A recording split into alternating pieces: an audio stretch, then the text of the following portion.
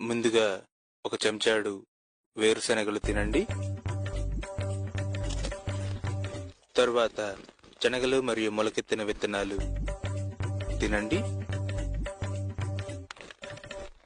తరువాత పచ్చటి పాలకూర నమలండి.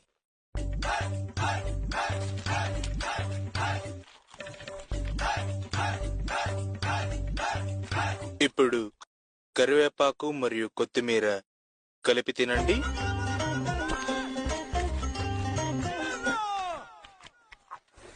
కరకరలాడే కాకరకాయలు కొరికి తినండి. ఇప్పుడు లేత మునక్కాడలు తినకండి.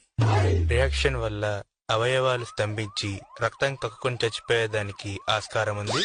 ఓ నీ అబ్బా ఎంత సోగానే చెప్పేది దరిద్రుడా.